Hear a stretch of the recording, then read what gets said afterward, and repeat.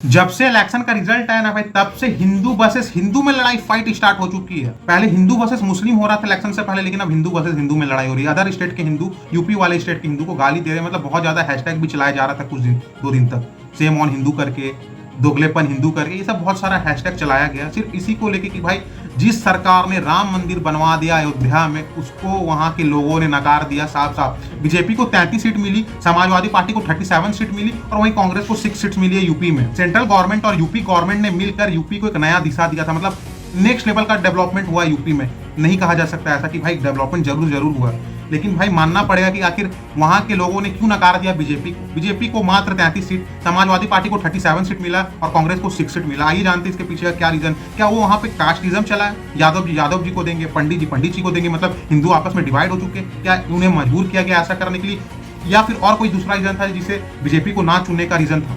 तो आइए जानते हैं इस वीडियो में, पूरा विस्तार से जानेंगे इस वीडियो में। अगर आपको वीडियो थोड़ा भी इंफॉर्मेटिव लगे तो इस वीडियो को शेयर कर देना, वीडियो को लाइक करना और चैनल को सब्सक्राइब करना और पेज को भी फॉलो कर लेना। सबसे पहले बात करते हैं हम लोग अयोध्या के बारे में। अयोध्या एक डिस्ट्रिक्ट है, अयोध्या जो है फैजाबाद कॉन्स्टिट्यूंसी से बिलोंग करता है। फिर ऐसा कहा जा रहा है कि भाई जिस सरकार ने राम मंदिर बनवा दिया, राम जी वापस आ गए 500 साल के बाद अयोध्या वापस आए, वहीं के लोगों ने बीजेपी को नकार दिया। आखिर ऐसा क्यों हुआ यार अयोध्या में देखा जाए तो चलिए जानते हैं। 2-3 मेन रीजन है। सबसे जो मेन इंपॉर्टेंट रीजन सामने आ रहा है ना कि भाई घर को गिराना, मतलब 2200 से भी ज्यादा छोटे छोटे दुकान तोड़े गए, 800 से भी ज्यादा घर डिमोलाइज हुए, 30 से भी ज्यादा छोटे छोटे टेम्पल को तोड़ा गया, 9 से भी ज्यादा मॉस्क्यू को तोड़ा गया, मतलब बहुत चीज टूटे हैं। क्यों? सिर्फ 13 किलोमीटर का 4 लाइन का रोड बनाना था जिसे नाम दिया गया राम पथ, राम मार्ग भी जिसे आप हिंदी में बोल सकते हो। हमारा 85 साल को घर है, अब देखिए मकान टूट रहा हमारा। मंदिर खाली मने दर्शन करने लिए, इतना जनता के लिए नहीं बनवाए हैं कि इन सबको टिकाए। और हम लोग कहाँ चले जाएंगे? बाहर मने टिका दो, यहाँ हम लोग कहाँ चले जाएं? दुकान टूट गए अयोध्या के अंदर में।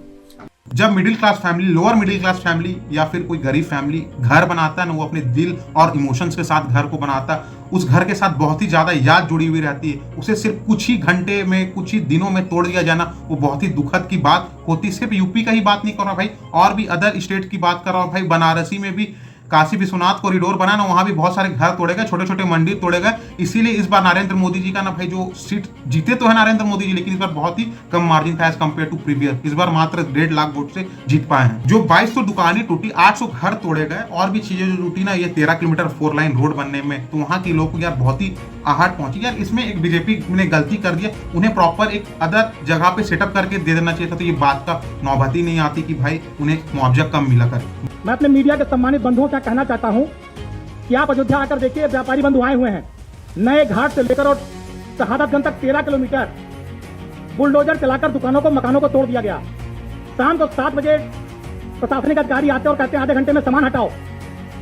अगर आधे घंटे में किसी ने मकान नहीं खाली किया तो पूरा परिवार अयोध्या कोतवाली के अंदर और बुलडोजर पूरे मकान को तहस नहस कर देता है, दबा देता है। जो लोग 100 साल, 150 साल से जिनका परिवार अयोध्या में काम कर रहा था, 1,50,000, 75,000 रुपया मुआवजा दिया गया।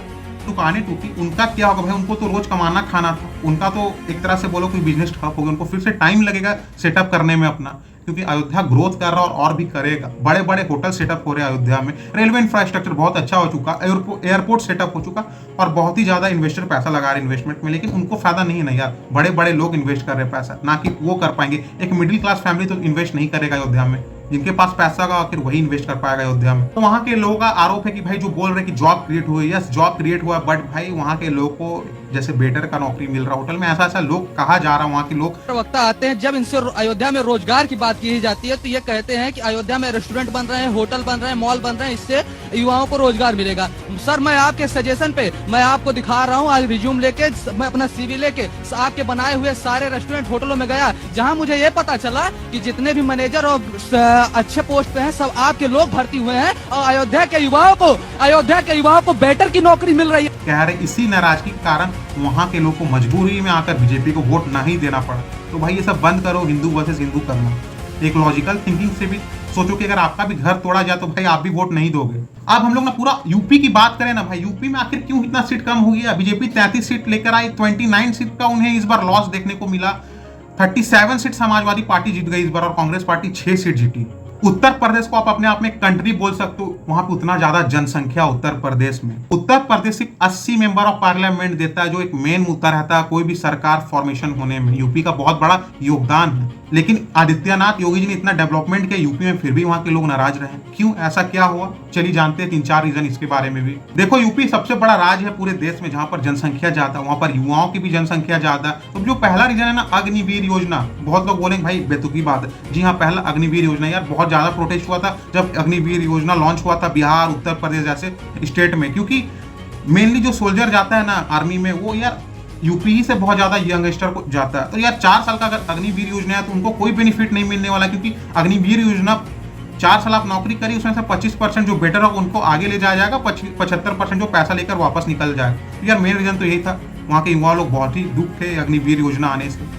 दूसरा मेन रीजन ये सामने निकल के आ रहा ना, आदित्य योगी नाथ जी ने जो रिकमेंड किया था, जिस एमपी को रिकमेंड किया था सेंट्रल को कि आप इस जगह से इस एमपी को टिकट देना चाहिए, सेंट्रल ने योगी जी की बात नहीं सुनी। ऐसा कहा जा रहा है, भाई मैं अपनी तरफ से दावा नहीं कर रहा हूँ, ऐसा कहा जा रहा है कि योगी जी की बात नहीं सुनी गई सेंट्रल गवर्नमेंट की तरफ से, सेंट्रल गवर्नमेंट ओवर कॉन्फिडेंट में आ गया, इसीलिए ये देखने को मिला यूपी में। तीसरा मेन रीजन ये भी हो सकता है भाई, फार्मर लोग भी नाराज थे सेंट्रल गवर्नमेंट से। जिस तरह से पंजाब फार्मर लोग, हरियाणा के फार्मर लोग नाराज, उसी तरह से यूपी के भी भाई फार्मर लोग नाराज थे। चौथा मेन रीजन ये हो सकता है ना कि 2011 सेंसस के हिसाब से देखा जाए तो 60% पॉपुलेशन यूपी में अभी भी विलेज में ही रहती है और 40% लगभग अर्बन एरिया में रहती है यूपी का पॉपुलेशन। तो भाई विलेज के पॉपुलेशन को आप इजिली किसी भी तरफ कन्वर्ट कर सकते हो फ्रीबीज के नाम पर देकर। ऐसे तो अर्बन के एरिया भी फ्रीबीज के नाम पर कन्वर्ट हो जाते हैं। इस बार इंडिया अलायंसेस ने इतना फ्रीबीज के नाम पे भाई वोट कमाया ना, मत पूछो। 1 लाख सीधा खटाखट अकाउंट में जाएगा वुमेन का, मतलब कहने ही वाली बात है, इलॉजिकल बात है, बहुत झूठ भी दावा किया गया। इसीलिए भाई इस बार इंडिया अलायंसेस को बेनिफिट मिला। मैं नहीं कह रहा हूँ कि भाई बीजेपी दोषी है, इंडिया अलायंसेस भी इस बार बहुत मेहनत किया, बहुत प्रैक्टिस अपना, तब जाकर 237 सीट लेकर आता है पूरा मिलाकर इंडिया अलायंसेस। और एनडीए जो गवर्नमेंट फॉर्म हो रहा है ना, वो 290 के लमसम में जाकर 242 सिर्फ बीजेपी लेकर आ रही है। देखो, इस बार तो एनडीए अपनी सरकार बना रही है, लेकिन भाई फुल बहुमत नहीं मिला है बीजेपी को। सो इस बार भाई बहुत सारा चीज आपको डिले देखने को मिलेगा काम में, क्योंकि अगर कोई भी एक भी गलत डिसीजन अगर बीजेपी अपने तरफ से ले लिया तो भाई इनका सत्ता हाथ से चली जाएगी। क्योंकि आप जानते हो हमारे एनडीए सरकार में पलटू चाचा, जिन्हें नाम दे दिया गया जेडीयू जनता दल यूनाइटेड की तरफ से है, दूसरा चंद्रबाबू नायडू की टीडीपी पार्टी है, वो लोग दोनों गठबंधन और मेजर रोल प्ले कर रहे हैं इस बार एनडीए सरकार में। अगर कास्टिज्म वोट पे ही देखना रहता तो भाई इस बार बीजेपी का केरला में खाता खुल चुका है पहली बार। तो सोच सकते हो ऐसा नहीं होता यार, एक आम आदमी को सब दिख रहा होता है कि किसको वोट देना है, किसको नहीं देना है, कौन मेरे लिए अच्छा है, कौन मेरे लिए खराब है। तो ये सब जो बेतुकी बातें तो भाई होना ही नहीं चाहिए। भले आप मेरे कमेंट में गाली देते ना कि अनभक्त हो, कुछ भी हो करके, उससे नहीं होता, फैक्ट्स देखना पड़ता है। अगर आपको ये वीडियो थोड़ा भी इंफॉर्मेटिव लगा तो इस वीडियो को शेयर कर देना और वीडियो को लाइक करके हमारे चैनल को सब्सक्राइब कर देना।